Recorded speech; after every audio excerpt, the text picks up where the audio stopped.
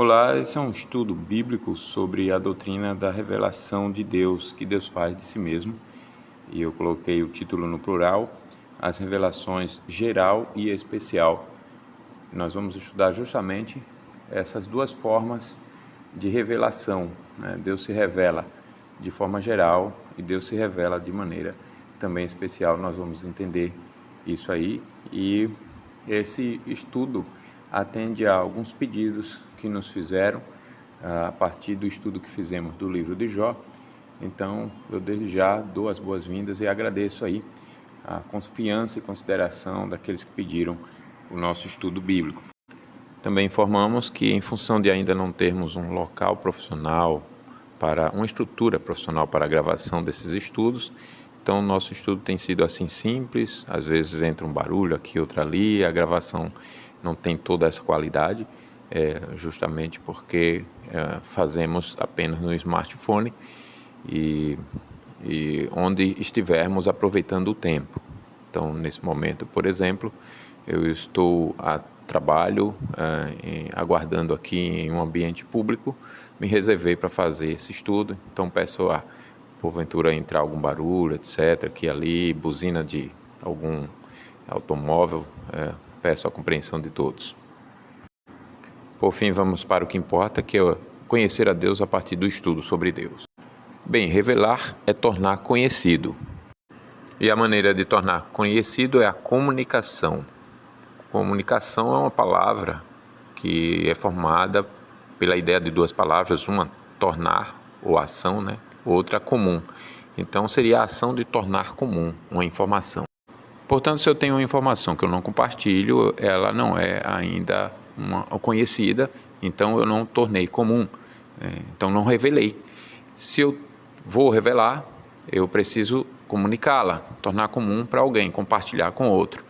Porém, eu preciso da mensagem, eu preciso da linguagem, preciso também do aparelho, vamos dizer assim, que vai produzir essa linguagem, essa mensagem. Preciso do meio, do caminho para enviar essa mensagem, preciso de um receptor, né? E preciso de um decodificador, vamos dizer assim, de uma interpretação dessa mensagem, dessa linguagem. Isso que eu estou dizendo, todos nós entendemos com facilidade, porque nós temos um sistema de fala, nós temos as orelhas, os ouvidos, nós temos as ondas sonoras que enviam essas informações e assim nós nos comunicamos. E também temos todo esse aparato de sistemas de comunicação, de tecnologias, os smartphones, por exemplo, por onde geralmente transmitimos tantas informações, né? Então, são sistemas que têm essa estrutura. Um código, uma linguagem, uma informação, um transmissor, um decodificador, um interpretador, vamos dizer assim, da informação e daí por diante. Quem envia, quem recebe, e isso acontece com Deus e conosco.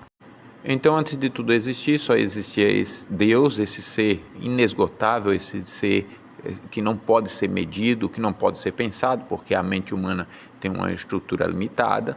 E isso não significa que não possa conhecê-lo, porque Deus se deixa ser conhecido, mesmo ele sendo tão grande, mas é importante pensar quem é que está se revelando. Então, existe esse ser transcendente, incomparável, grandioso, maravilhosíssimo, a beleza de todas as belezas, soberano em todos os aspectos, não precisando de nada, nem de ninguém para nada, absolutamente. E ele decidiu, por uma graça incomparável, uma bondade e um amor inexplicáveis, decidiu se deixar ser conhecido. E ele não quis se deixar ser conhecido para a sua criação inanimada, para as pedras, para as plantas, nem para os animais, as aves, os peixes, nem mesmo para os anjos dessa forma. Ele quis se deixar ser conhecido por uma raça que ele criou para esse fim e por isso a criou com a imagem e semelhança dele, que é a raça humana. Portanto, a criação é a comunicação de Deus que Deus faz da revelação de si mesmo. O que é a criação? O sol, a lua, as estrelas, os ventos, os mares, a terra e todos os seres, tudo que existe, tudo que a gente conhece e coisas que a gente ainda não conhece, tudo que é fácil de ser visto e outras até que a gente não consegue ver, de tão pequeno que é, ou até mesmo do mundo espiritual. Tanto o mundo visível quanto o mundo invisível, o que é essa criação? Nada mais é do que a comunicação que Deus faz da revelação de si mesmo. Com a glória do sol, Deus mostra como a sua luz é gloriosa, como Ele é majestoso, Ele, Deus, né? Com a imensidão do universo, a grandeza do universo, a sua infinitude, Deus mostra como Ele é infinito. Ele, na verdade, é além da criação. Ele não existe dentro do universo. Olha a grandeza de Deus, mas Ele comunica essas coisas a partir da criação. Ele, assim como a Terra está poderosamente sustentada no nada nesse universo, Deus é poderoso para sustentar todas as coisas. Então Deus vai se revelando, e Ele revela-se em linguagem tão fáceis de serem compreendidas. Ele é o pastor, assim como tem a figura daquele homem que cuida dos animais, das ovelhas, lá no pasto. Então Ele é o pastor das ovelhas. E Jesus é a água da vida, Jesus é o pão que sacia a nossa fome. Então são linguagens que Ele utiliza porque Ele se revelou dessa forma, e a partir da criação Ele transmite mensagens muito fáceis de compreendermos sobre quem Ele é. Então Deus decidiu se revelar dessas duas formas, gerais e especiais. O que é a revelação geral? A revelação geral é aquela que Ele faz por meio apenas da criação. Então, por que e como se deu essa revelação? Deus criou todas as coisas, como eu já resumi, com a grandeza que essa criação tem, para gritar a seu respeito, sem voz nem palavras, como diz o Salmo 19, né? Os céus proclamam a glória de Deus e o firmamento anunciam as obras das suas mãos. Não há linguagem, já estou dando um salto aqui, né? Não há linguagem nem palavra, e deles não se ouve nenhum som, contudo por toda a terra se faz ouvir a sua voz. Então, é assim que Deus se revela. E Deus revelou-se, como eu disse, para o ser humano. Portanto, Ele fez o ser humano sem nenhuma dificuldade de se relacionar com Deus. Então, as características foram com a imagem e semelhança de Deus. Deus abençoou o homem com imagem, qualidades do próprio Deus, imagem e semelhança de Deus. Para pensar em imagem com facilidade, a gente pode pensar na nossa imagem no espelho. Quem é a outra pessoa aquela reprodução lá no espelho? É exatamente o que nós somos. Qual é a diferença? É que aquela imagem não é a realidade do que somos. Então nós podemos dizer, usando essa figura, que o ser humano não é Deus. O ser humano é apenas imagem de Deus, né? É como se fosse um espelho. É claro que esse exemplo tem a diferença de que o ser humano tem vida e, num certo sentido, e a imagem do espelho não tem vida. Mas a imagem do espelho tem exatamente o que nós somos. Porém, é imagem, não é a realidade. Então, nós amamos, por exemplo, porque Deus ama. Nós falamos porque Deus fala. Nós temos justiça, moralidade, eticidade, somos éticos. Por quê? Porque Deus é assim, mas nós não somos como Deus, é apenas uma imagem. Deus fez o homem assim, porém fez o homem perfeito, não como o homem está hoje. O homem não foi criado nessas manchas todas, nesses desvios todos, nessa decadência toda de sentimentos, de conceitos, de capacidades e etc. Não, Deus fez o ser humano perfeito, sem o pecado, ou seja, sem nenhuma oposição a Deus e em plena comunhão com Deus. E essas capacidades eram suficientes para que o ser humano olhasse o mundo à sua volta e não confundisse, por exemplo, o sol com Deus, a lua com Deus, o próximo com Deus, né? Então Adão não confundia Eva com Deus, nem Eva confundia Adão com Deus, razão pela qual Adão amava Eva como nenhum homem jamais amou nenhuma mulher nessa vida, e a Eva amava Adão como nenhuma mulher amou um homem nessa vida, amava assim de forma perfeita, porém não adorava. Adão não adorava Eva, nem Eva adorava Adão. Por quê? Porque apenas Deus era digno de ser amado com todo o coração, ou seja, sem reservas. Sem reservas, né? Adorá-lo mesmo. É quando envolve todos os sentimentos, todos os pensamentos, todas as vontades, todo o nosso ser. Por isso que Adão amava Eva de forma tão especial. Por quê? Porque ele tinha o seu relacionamento com Deus como Deus merece ser tido, né? Deus estava no lugar onde deveria estar, sendo amado com todo o coração.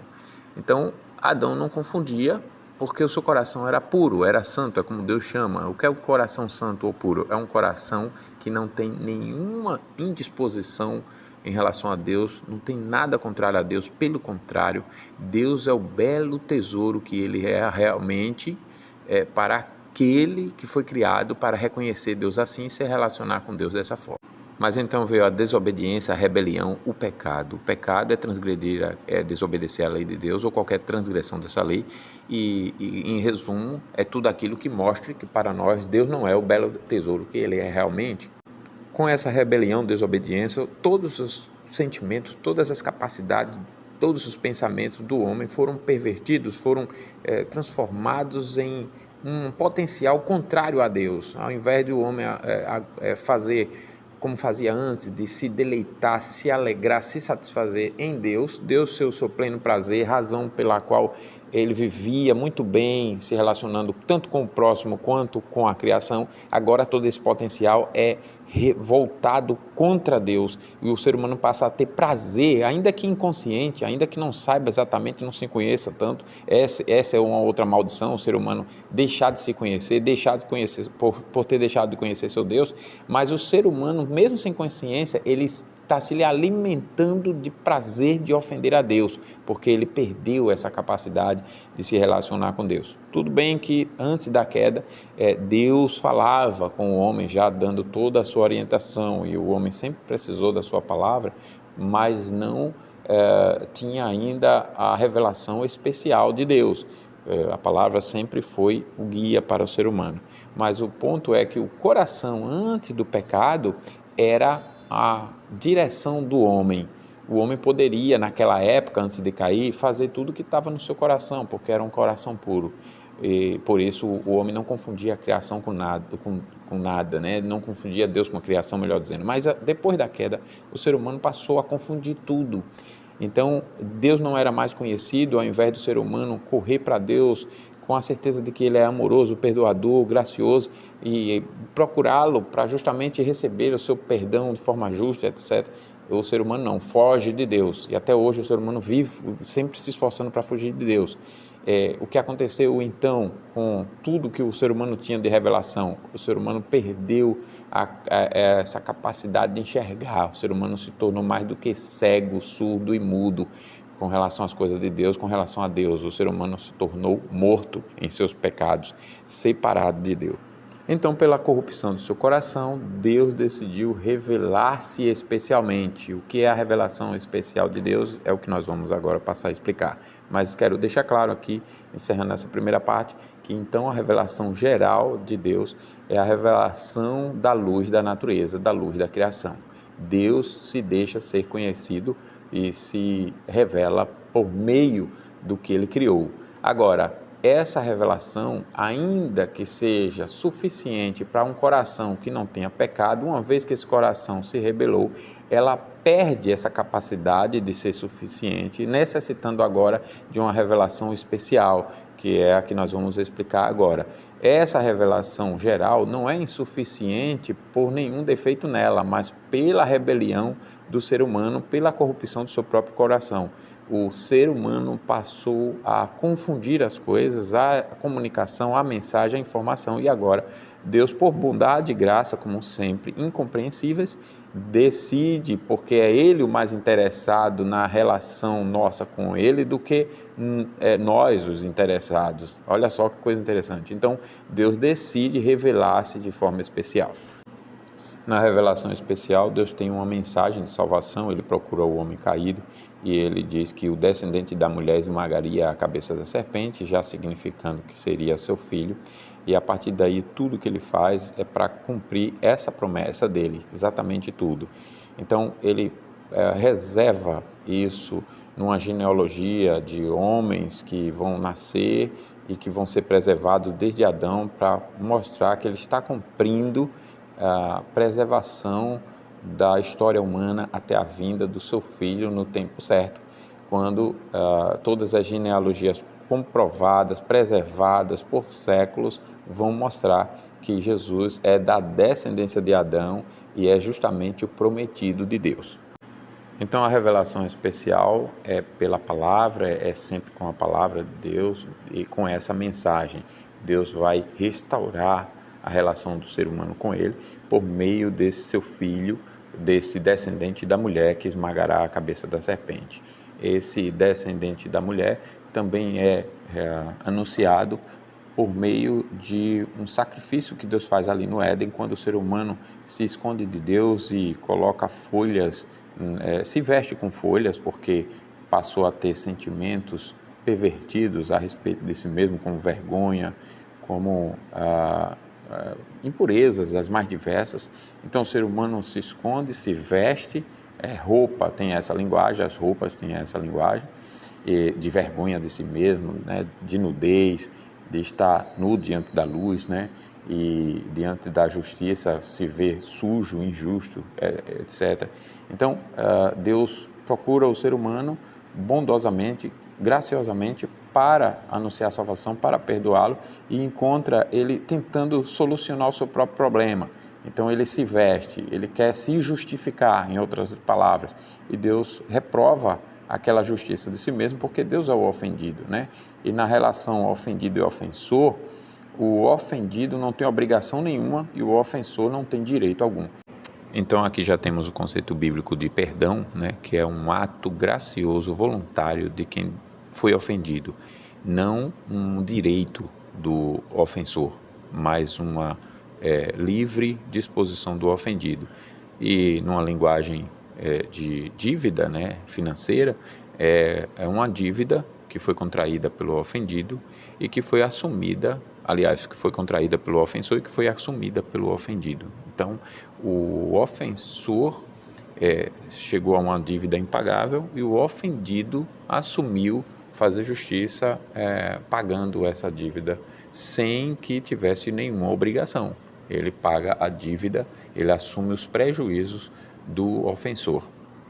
Então, o descendente da mulher também é ali representado pelo sacrifício do animal, quando Deus reprova aquelas vestes de Adão e Eva, e Deus faz, sacrificando aquele cordeiro sem defeito, Deus faz as vestes para transmitir essa mensagem de que a justiça que é válida ali, no perdão que está sendo concedido pelo próprio Deus voluntariamente, é a justiça do seu cordeiro, que deve ser sacrificado, o inocente no lugar do culpado.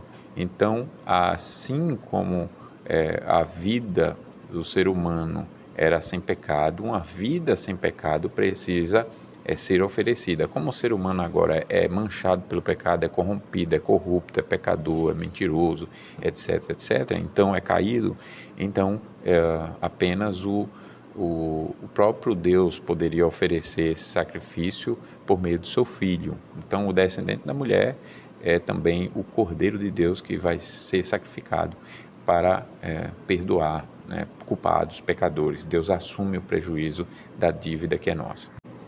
Em seguida, Deus preserva a fé dos filhos de Adão e Eva, né? Vão nascer Caim e Abel, eles vão ser criados por Adão e Eva e educados por essa fé. Porém, a Caim inventam a adoração do seu jeito, Abel não, Abel decide adorar exatamente como aprendeu com seus pais, e ele então oferece um sacrifício de um cordeiro sem defeito, e é o sacrifício aceito, o que nos ensina que a adoração que é do nosso jeito é evidência de não sermos de Deus, de não termos essa genuína fé no Cordeiro de Deus e não termos ainda a palavra reinando, a palavra de Deus reinando no nosso coração. Bom, mas sobre a revelação especial, todos os atos especiais de Deus revelando-se é justamente a revelação especial. Então, em seguida, você vai ter, com o aumento da corrupção, já dando um salto, você vai ter o dilúvio. Você tem a Torre de Babel, depois tem o dilúvio e a Torre de Babel, né? Você tem o dilúvio como uma ação sobrenatural de Deus. E com aquilo ele deixa uma mensagem para todo o planeta, para todos os séculos, e ele elimina as gerações daquela época, preservando apenas Noé e sua família. Então, ele com isso cada vez mais se revela de uma forma especial. Ele ainda que ele tenha criado todas as coisas com leis naturais, ele é o dono dessas leis, então ele quebra, vamos dizer assim, nesse sentido, nessas leis, ele intervém, melhor palavra, nessas leis, Então, se a lei tem uma ordem natural, ele age sobrenaturalmente, mostrando quem ele é. E por que ele faz isso? Pela nossa necessidade, a necessidade da raça humana de, no seu avanço na corrupção, a partir de gerações após gerações, que vão se perdendo no conhecimento de Deus cada vez mais. Por isso que a gente estuda a história e vê que nos impérios antigos havia tanta loucura, tanta cegueira, tanta invenção de deuses, tanta confusão, mas muita religiosidade. O ser humano é fundamentalmente religioso, ele sempre é. O ateu é religioso, muito religioso, né? Ele acha que a mensagem dele de que Deus não existe, por exemplo, salvará o planeta todo. Então, isso é fé, isso é religião, né? E a mensagem é a dele, de salvação. Mas o ser humano é fundamentalmente religioso porque vem da mesma matriz, vem do mesmo lugar, vem da mesma origem. E esses desvios, essas loucuras, apenas evidenciam isso. Então, Deus bondosamente age sobrenaturalmente para poder trazer o homem de volta ao conhecimento dele. Trazer o homem de volta ao conhecimento dele, de Deus, me refiro. Então, esse sobrenatural narrado na Bíblia, por exemplo, que acontece na história e também registrados em muitos documentos históricos antigos, achados arqueológicos e tudo mais, nada mais são do que o sobrenatural de Deus, a maneira especial de Deus revelar-se, também corrigindo o conhecimento equivocado, corrompido, enganoso do ser humano, de Deus, e a preferência do ser humano de seguir os seus próprios entendimentos, a incredulidade, a cegueira, né, a rebelião, o resultado da rebelião, né, do ser humano, que se satisfaz em viver o engano, em viver a mentira, em viver numa prisão da qual só Deus mesmo, em Jesus Cristo, seu Filho, pode tirar.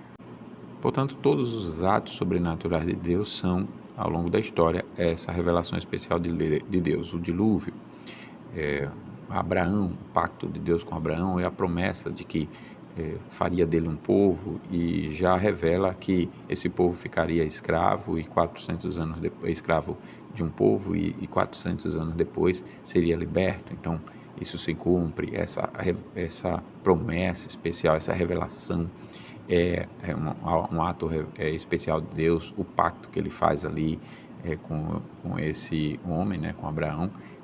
Depois, todas as 10 pragas ali no Egito, 400 anos depois, cumprindo justamente essa promessa de livrar o povo da escravidão do Egito, a derrota de Faraó, a libertação do povo da escravidão por meio do Mar Vermelho e a derrota, o juízo de Faraó ali no Mar Vermelho, um ato milagroso de Deus.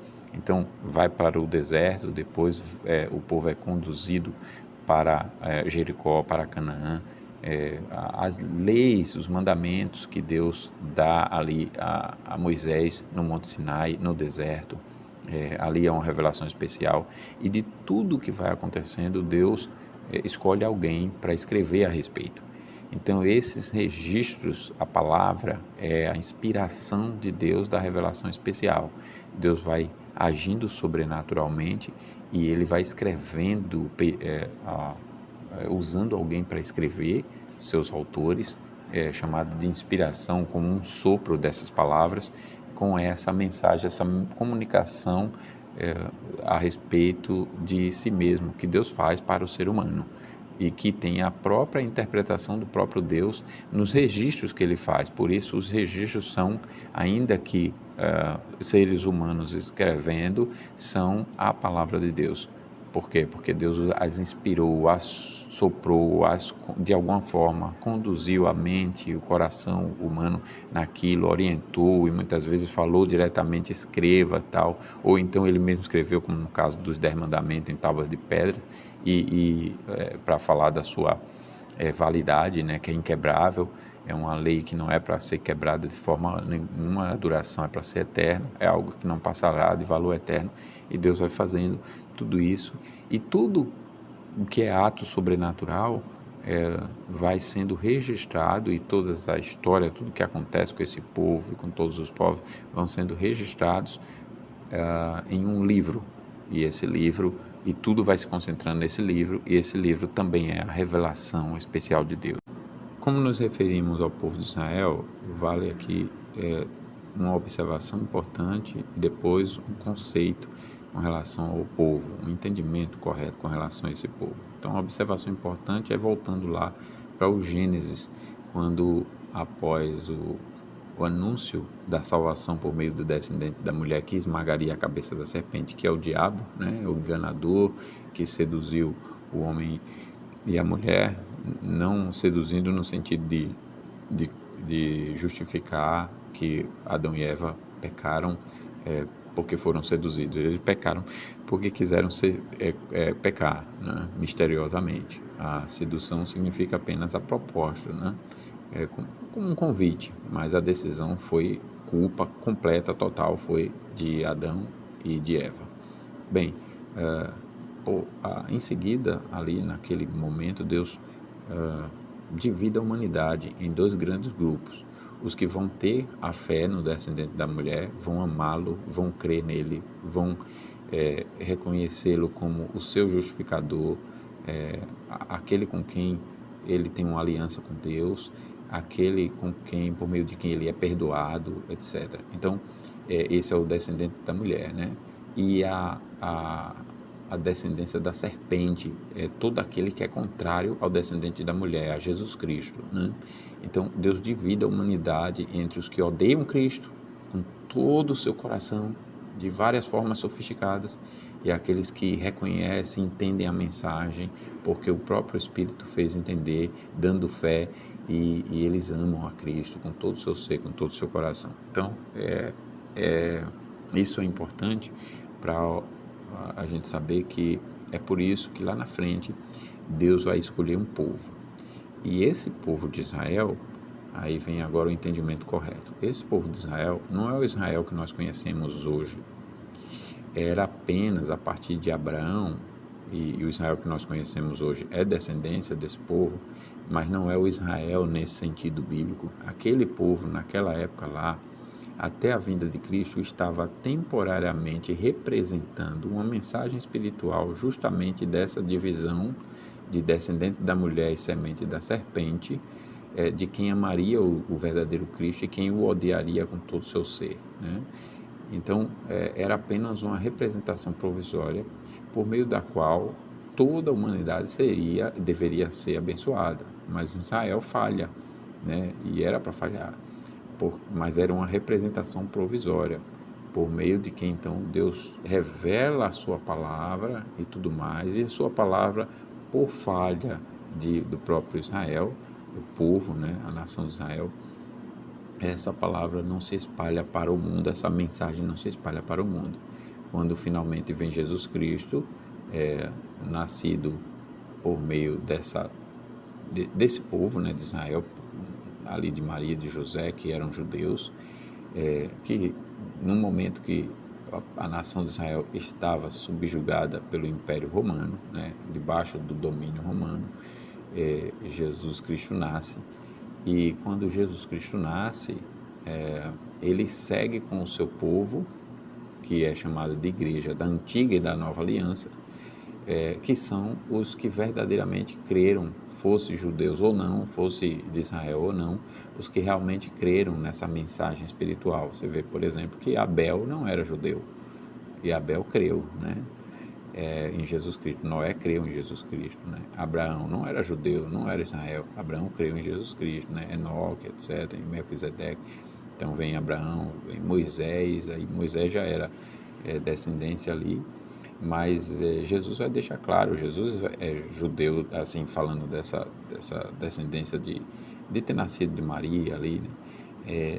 Jesus é judeu nesse sentido, porém, Jesus deixa claro em João 8 que nem todos que são de Israel são de fato israelitas, porque o conceito de Deus é outro, significando apenas um povo, uma igreja, né? Um povo salvo por esse descendente da mulher, por esse Cordeiro de Deus que tira o pecado do mundo, por esse Messias, por esse Cristo, por esse Salvador. Resumindo, então, podemos dizer que Israel de Deus, o Israel de Deus nunca foi aquele Israel, não é e não será. e que o Israel de Deus significa, desde o Gênesis, o povo de Deus que tem fé no descendente da mulher, é a igreja de Deus, né? Por isso que Jesus é a cabeça dessa igreja, de todos aqueles que creem verdadeiramente na sua salvação. Bem, mas então a revelação especial são todos esses atos sobrenatural de Deus, sobrenaturais de Deus, e que então como eu disse, o dilúvio, o Mar Vermelho, etc., mas também o que está sendo escrito na palavra, o escrito, a palavra, a inspiração é a revelação especial de Deus, até que finalmente se cumprem as profecias sobre esse descendente da mulher, esse Cristo, esse Jesus, esse Salvador, esse Cordeiro de Deus, esse Messias, esse sumo sacerdote. Vê as leis religiosas que são dadas aos judeus ali, também fazem parte dessa revelação especial. E você vê que ela tem símbolos, né? O sumo sacerdote, o sacerdócio, o sistema levítico, enfim, o templo, o tabernáculo, o santo lugar, os santos dos santos, os sacrifícios, tudo isso representa Jesus, e Jesus vem e encarna. A encarnação do Filho é uma revelação especial. Deus é Pai, Filho e Espírito Santo, é 3 pessoas num só Deus. Então, a pessoa do Filho, que não é a do Pai nem do Espírito Santo, mas o ser é o mesmo, é o ser divino, misteriosamente, além da nossa compreensão, ela encarna. Não foi o Pai que encarnou, não foi o Espírito que encarnou, quem encarnou foi o Filho. E o Filho que encarna, sendo Deus igual ao Pai, nem maior nem menor, em nada exatamente, é o mesmo ser, igual ao Pai, igual ao Espírito, digno de toda a honra, glória e adoração. Ele encarna, e ao encarnar, essa é uma revelação especial, ele apresenta-se e revela-se como Deus, e agora Deus e homem, e ele, portanto, é a razão de tudo que existe, como diz a Escritura, e é a revelação perfeita do ser de Deus. Por isso a palavra toda se concentra em escrever sobre ele, em falar sobre ele, e é por isso também que os apóstolos vão dizer que é a revelação que o Pai faz do Filho, né? Por quê? Porque o Filho é a revelação especial de Deus, com os escritos, com a palavra que está sendo inspirada. Então, Jesus encarna milagrosamente, né? Ele não nasce de uma relação natural de José com Maria, pelo contrário, ele nasce de uma operação divina do Espírito Santo. Ele mesmo se encarna da mesma forma que o Espírito o gera ali, e assim ele é essa revelação especial de Deus. Outra revelação especial de Deus é os milagres de Jesus. Através dos milagres, Jesus está dizendo que ele é tudo o que o Pai disse a respeito dele nos escritos do Antigo Testamento, chamado de Antigo Testamento, né? Depois a gente vai falar um pouco sobre apenas as Escrituras, né? Em outros vídeos nós vamos mostrar que o Antigo Testamento é a apresentação do Novo, e o Novo é a representação do Antigo, né? Um não existe sem o outro, um não é compreendido sem o outro, e ambos juntos são a palavra de Deus.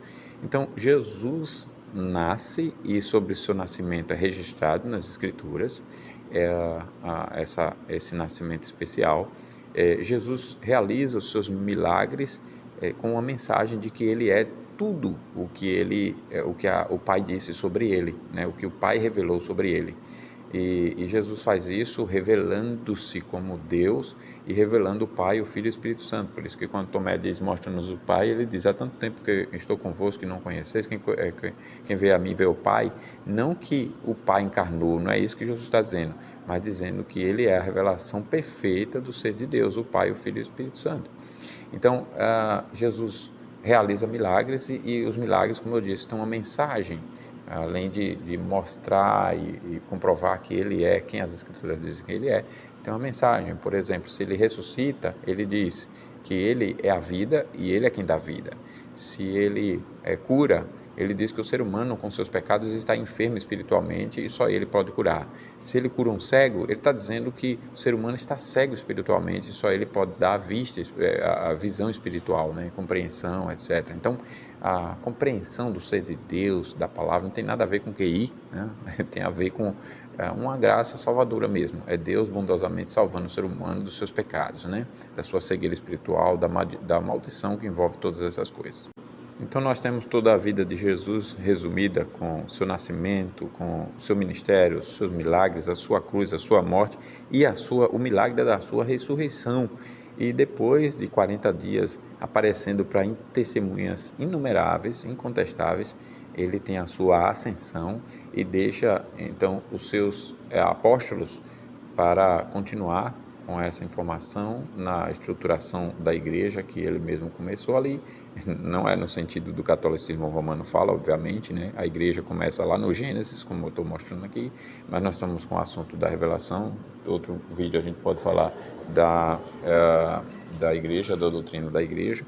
Então, nessa revelação, ela se conclui e Jesus continua revelando-se, ele continua realizando milagres com essas mensagens. Então, por exemplo, o milagre por meio dos apóstolos, nada mais são, como eles mesmos vão dizer, nós não fizemos isso por nosso próprio poder, mas Jesus Cristo, o nome dele, ele é quem tem feito por nosso intermédio, essa é a ideia, e isso significa justamente a continuação dessa revelação especial, esses milagres, para que os apóstolos fossem reconhecidos como pessoas que estão sendo usadas pelo próprio Cristo, Cristo realizando nele, e as palavras que eles escrevessem eram palavras a serem ouvidas como palavras dele, de Cristo.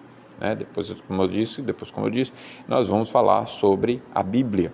Então, tudo se concentra na Bíblia, e a Bíblia, nesse processo todo de revelação especial, é deixada como essa revelação especial.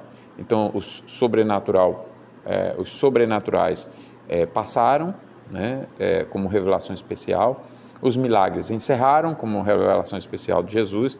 A pessoa de Jesus, né, veio, esteve, depois foi ao céu e vai voltar como revelação especial. E tudo ficou escrito a respeito dele. E nós devemos conhecê-lo, crermos nele e vermos a ele pela fé, por meio da sua própria palavra. A palavra, portanto, também foi concluída. Por isso que os milagres revelacionais cessaram, né? Então, esse dom de milagre, etc., não existe mais hoje, porque ele tinha o propósito de revelar a mensagem divina, revelar o ser de Deus, até que a mensagem fosse concluída. Por isso que as narrações sobre esses milagres começam apenas no ministério de Jesus. Você não vê esses milagres lá atrás, né? Você vê ações sobrenaturais pontuais, como eu disse, porém, e registradas e tudo mais, porém, os milagres acontecem no ministério de Jesus, se intensificam em determinados momentos, depois se concentram na cruz, como ele mesmo vai mostrar, né? Quando os fariseus pedem, as autoridades lá, os judeus pedem sinais e tudo mais, porque já tinham visto tantos milagres Jesus fazer e parece que querem apenas um show de milagres. E aí Jesus repreende e diz: uma geração má e perversa pede sinais, mas nenhum sinal será dado a não ser o do profeta Jonas. E aí ele explica: assim como Jonas esteve 3 dias e 3 noites no ventre dos mares, importa que o Filho do Homem também esteja no interior da terra, significando a sua morte, né? E ressuscita ao 3º dia, etc., falando da sua morte e ressurreição. Quem não crê nesse sinal, quem não crê no Filho, né, no Filho do Homem erguido na cruz ali, então não haverá nenhum sinal. Então, ele vai encerrando os seus milagres assim, concentrando nele, na sua morte, na sua ressurreição. A Santa Ceia é isso, é anunciar a morte do Senhor até que ele venha.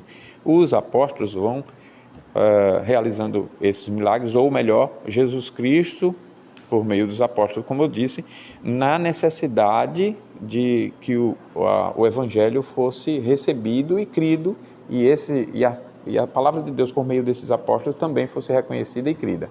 Encerrado esse propósito, alcançado, você não vê a revelação continuando dando atenção e narrando esses milagres. Por que não?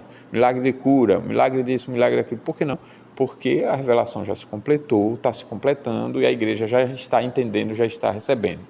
Concluída então a revelação, Deus deixa a palavra com os ensinos constantes a respeito dela, né? O próprio Senhor Jesus disse que não só do pão vive o homem, mas de toda a palavra que sai da boca de Deus, repetindo Deuteronômio. Então a revelação especial de Deus é todos os atos sobrenaturais de Deus do passado e a inspiração desses escritos a respeito desses atos, mostrando quem é esse Deus, e a encarnação do Filho, seus milagres, os milagres que ele faz não só enquanto ele está aqui, mas também depois que ele ressuscita e vai ao céu e usa os seus apóstolos, revelando-se e depois deixando a escritura concluída. Essa palavra fica, então, como a revelação especial. Não existe mais sobrenaturais. Deus pode curar não como dons, mas para isso, revelacionais. Isso tudo cessa, por isso que você não vê, você pode ver algum ato sobrenatural hoje, mas não significa que Deus está operando revelacionalmente, né? Deus pode fazer isso e também Satanás pode fazer para enganar, né? Mas não existe mais dom de milagre disso, daquilo, não existe mais nada disso, é a palavra. Se você não crê, se alguém não crê na palavra, não crê em nada, né? É um cego. Se alguém está atrás de milagres, se alguém fica, né, pregando milagres, buscando coisas sobrenaturais, não entende as Escrituras, não conhece a Deus, é um cego. A revelação especial é a revelação que Deus faz de si mesmo. Então, tem uma outra coisa que eu quero concluir, que a revelação especial faz, é nos ensinar a nos relacionar corretamente, a interagir, vou colocar dessa forma, corretamente com a criação, porque a criação não é uma revelação geral que não é para ser desprezada.